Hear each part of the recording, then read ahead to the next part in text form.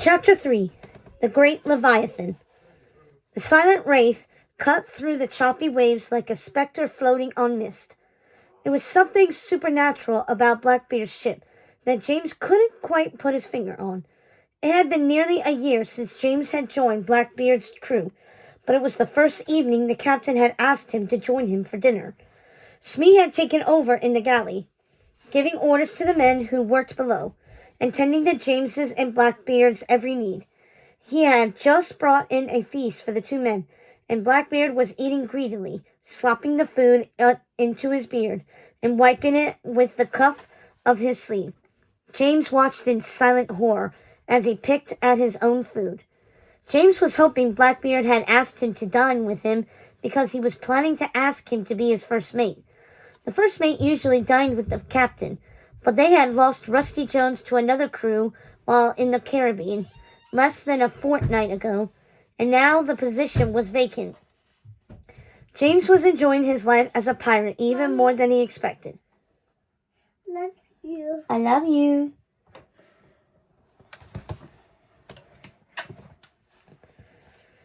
And though the crew hadn't exactly embraced him, I'm reading.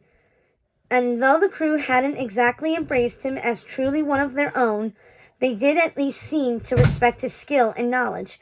Sitting in Blackbeard's quarters, he remembered the day Captain Blackbeard introduced him to the crew. "Listen up! We have a new bosun. His name is James. I want you to obey his orders just as you would if I gave them to you. Do you understand? And by the gods, give him a proper pirate's name." James recognized some of the men from the previous night, including the ginger-haired pirate with the deep wound on his face. "I think you've already met my first mate, Rusty Jones," said Blackbeard, which made James sigh. He was the very pirate he had met in the Crusty Toad who seemed to dislike James the most. "We've not met properly. I'm pleased to meet you, Mr. Jones," said James. Rusty rolled his eyes and scowled. James could see Rusty wasn't pleased to have James on the crew.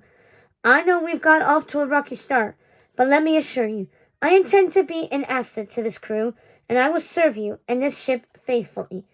My extensive pirating knowledge is at your disposal, Mr. Jones. Feel free to come to me with your queries should you ever find the need," said James, making Rusty shake his head with disgust. "I'll keep that in mind, headmaster," Rusty said and walked away. "Pay him no mind, James. He's been in a foul mood since our run-in with Calico Jack's crew," said Blackbeard, making the other men laugh. "I'll say, I'd be in a foul mood too if I let one woman get the better of me, let alone two," said Wibbles, a hulky man with a wide smile and bushy black sideburns and eyebrows. "Do you mean Anne Bonny and Mary Read? They're notoriously good fighters. Mr. Jones shouldn't be ashamed. By everything I've read about them, Mr. Jones is lucky to have survived the experience," said James. "Well, I wouldn't bring it up with him," said Wibbles, looking to see if Rusty was still in earshot. "Well, he shouldn't be ashamed. Did you know some of the most formidable pirates are women? Take Grace O'Malley. Now she was a bold woman. She requested an audience with Queen Elizabeth, demanding her brother and sons who had been captured be released, and the Queen released them. Fancy that," said James, feeling like he was at last in his element, talking about one of his greatest passions, but the men didn't seem interested. "Thank you for the history lesson, Professor," said the friendliest-looking man in the crew. He had a gold earring, a large sharp nose, and a yellow and red striped shirt. "I'm Skylights, and this here is Bill Jukes, Turk, Mullins, Black Murphy, Starkey, and Damien Salt," he said, motioning to the assembled men, who gave a grumble in reply. "It's a pleasure to meet you, gentlemen," said James, bowing to the men with the tip of his hat and a flourish with his hand that made all the men laugh heartily. "Good evening, Professor James," they all said in a mocking tone like petulant schoolchildren. "That's enough, men," said Blackbeard. "Now get to your posts. We're off to find ourselves the dreaded Queen." Blackbeard's voice brought James back to the present, between taking great gulps from his tankards. What are you thinking about, James? He asked, spilling his drink on his long black beard.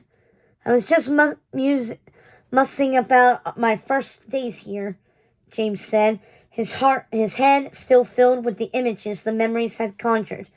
You might go over better with the crew if you stopped using words like musing. Though I must say, you're better company than Rusty Jones, said Blackbeard, laughing. I didn't expect such fine dining on a pirate ship, said James, changing the topic.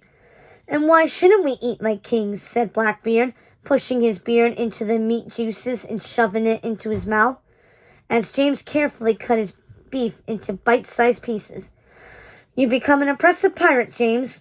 I knew you would be an asset to my crew. You handled yourself well in our scuffle with the dreaded queen, he said, shoving another generous heap of food into his mouth. Thank you, sir, said James, dabbing the corners of his mouth with his handkerchief. We'd be at the floating boneyard now if it weren't for you. It was genius, the order you gave to Jukes. How did you know there was an excess of gunpowder in those barrels? Asked Blackbeard. You mentioned which port the dreaded queen was last rumored to visit, which is renowned for being one of the greatest suppliers in the region, said James, feeling proud of his deduction. You're a sharp one, James, I'll give you that, said Blackbeard. What's the floating boneyard, sir? You said we'd be there now if things hadn't gone our way, asked James, pouring himself another drink. And so we would. If you hadn't had Jukes blow up their gunpowder, we'd be lucky to have made the journey there. It's a place where old ships go to die, or be reborn. Pray we don't have reason to visit there. Not for some time, said Blackbeard. So what's your story, James? I know you don't like talking about your life before your time on my ship, but I would like to know you better. The captain looked up from his plate, but did not give him a chance to answer. Let me guess. Your parents are Lord and Lady Flouncy Pants, and they are back at home wringing their hands in grief because they fear you will bring scandal to their good names if anyone were to ever find out you've become a pirate, said Blackbeard, stabbing a large piece of beef with his fork and shoving it into his mouth. James laughed. That about covers it, except you left out the part about marrying me off to the first wealthy young lady that would take me. Well, that's a given, my boy. My family tried to do the same after I finished my studies, said Blackbeard, his mouth still full of food. Don't look so shocked, my dear lad. You're not the first pirate with an education or to come from a good family. But I'm sure you knew that with all your reading. Blackbeard laughed deeply and gutturally. I hadn't read that, sir. I find that most intriguing, said James, feeling for the first time that he wasn't an oddity in this new life he was living. He had longed for it for so many years, but never thought how lonely it might feel being surrounded by those who didn't share his interests. It was somehow different from the loneliness he felt growing up. It made sense to him that his parents didn't share his interest in pirating, but to finally achieve one of his fondest dreams and become a pirate, and learn he had no common ground with other pirates, was disappointing. He was happy at last that it seemed he had found a friend in Blackbeard, or at least that is how it felt to him in that moment. And he'd hoped they'd have more opportunities like this to get to know each other. You'll soon learn most of our stories are quite the same, James.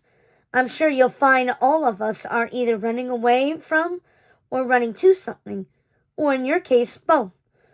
Of course, I wouldn't bet that many of the other men on the crew have backgrounds such as ours, and I'm almost sure you are the only pirate to bring his own butler aboard. Blackbeard was clearly amused. Have the men come up with any names for you yet? One that you like, that is?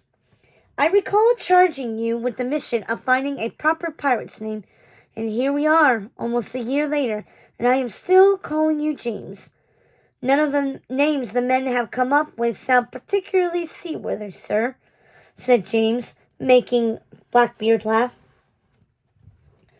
I can imagine, the captain said, pouring James and himself a libation, and then splashing a bit to the floorboards of his quarters. May the gods of the sea help you find your pirate name then, James, and you may be worthy of it. And said Blackbeard, so what have the men come up with so far? Blackbeard seemed to be enjoying himself. He was likely a friendly king in his domain, enjoying the feast Smee had prepared for them, and laughing heartily. It seemed to James that Blackbeard's quarters were quite kingly, with lanterns swaying overhead, and deep wood furnishings, including a massive mahogany bed. James wondered where Blackbeard had gotten such a bed, with its carved tentacles and enticing mermaids peering coyly at James as he took in the room. The most intriguing aspect was a wooden box that sat atop at an ornately carved desk that matched the carvings on the bed. The box was compelling to James, with its mysterious carving of an eye that looked at him in a far less appealing manner than the mermaids.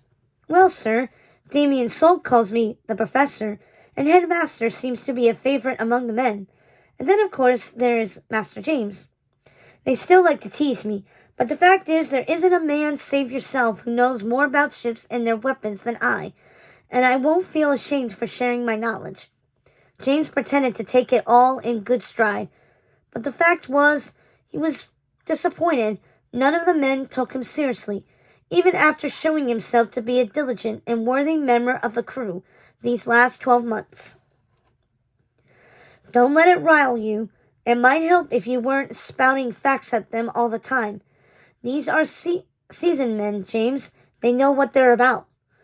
But the fact was, James thought by now he would have proven himself to the men, especially after their battle with the dreaded queen. He knew he had earned Blackbeard's respect. He said as much after the battle was over, and said so again just now. But the men never seemed to remark on his achievements, even when those included saving their lives. James remembered that evening vividly, watching the dreaded queen sink into the ocean, its flames going out like a candle as it went under, and not a man save the captain commented him, "You handled yourself well that night, James. You used your cunning and skill and commanded the men well. I knew you'd be an asset to my crew, and I'm happy you proved me right. A time will come when you will be able to prove yourself to them with your actions and not your words. You're a good crew member, you do your job well, and there is nothing wrong with that. But it's in the perils of great battle that bonds are made with pirates. Your day will come," said Blackbeard with a reassuring smile. "Wasn't the ordeal with the dreaded queen a great battle?" asked James. "Indeed it was. We would have succumbed to their cannon fire had you not thought to command Jukes to fire at their barrels of gunpowder, causing their ship to explode. There is no other ship with as much firepower as the dreaded queen. But luckily for us, we have someone aboard who outsmarted them. But the men still owe you a still see you as a scolding schoolmaster, James, not someone who will fight by their side." "I don't know what else I can do to earn the men's respect and trust," said James, frowning. "You've done so well this past year, and even if the other men don't show it, I know you've impressed them. Your knowledge has saved many lives in the short times you've been with us, and not just with the dreaded queen," said Blackbeard. "Speaking of the dreaded queen, sir, shouldn't we go back?" But their conversation was interrupted by a horrible crashing sound. "Poseidon's beard! What was that?" asked Blackbeard, looking around. The ship was shaking violently, making the lanterns overhead sway from side to side, extinguishing some of the candles within. "We're under siege," said James, trying to steady himself. Just then a large tentacle burst through the side of the ship, and would have impaled James if he hadn't fallen down. "Good gods! It's an Archideuthis," James said, standing up and lending his hand to Blackbeard, who had also fallen to the floor. "What are you on about now, James?" asked Blackbeard, getting back to his feet and looking at the gaping hole in the side of the ship. Splinters of wood scattered around the cabin, his wooden dresser destroyed, and the wooden chest that was atop of it a top end lying open on the floor. The rolling squid, sir. A kraken, said James, making Blackbeard shake his head. This is no time for Latin lessons. Get yourself on deck. See if any of the men were injured, and assess the damage. I'll be right behind you, said Blackbeard, rushing over to a chest that had been knocked over in the mayhem. James emerged from below deck to chaos. The men were scrambling and in panic. One of the kraken's tentacles had taken its hold around the ship, and another was inching its way up the crow's nest, where Smee had been situated. James could see poor Smee looking on in terror, determining if he should jump. "Smee, what are you doing up there?" yelled James, but Smee didn't answer. He was focused on the encroaching tentacle slithering its way up toward him. "You stay put, Smee. I'll save you," yelled James. By James's account, he could see just 2 tentacles, but he knew this creature was in possession of several more, and wouldn't hesitate to bring the ship down, and could do easily within moments. He had to act quickly. James spied Bill Jukes positioning the cannon to fire on the tentacle that was wrapped around the ship and had Mullins pinned to the deck. Mullins was screaming, writhing in agony. Jukes would obliterate the poor man if he fired the cannon. "Jukes, hold your fire. You'll take on Mullins' head and sink our ship," James bellowed, as Blackbeard made his way up to the deck from his quarters. "Smee, hold tight. I'll save you," said James, seeing the tentacle creep closer to his friend. "James is right. You son of a git. Stand down," Blackbeard yelled, taking in the scene, and immediately rushed to Mullins and pulled him out from under the tentacle. "Are you savvy, Mullins?" asked Blackbeard, his eyes darting around the deck to assess the situation. "Aye, sir," Mullins said, looking at his chest, which was covered in goo. "You're lucky it slimed you, Mullins, or I wouldn't have been able to pull you free," said Blackbeard, wiping the slime from his hands on his shirt.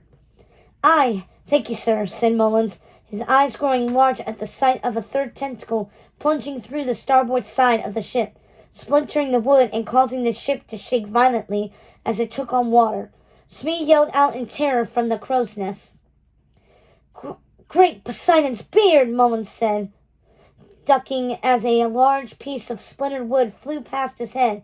All the men hit the deck as the explosion of wood and water went in every direction. "Hold on, Smee! Hold on for dear life! Mullins, Turk, and Starkey, get on your feet!"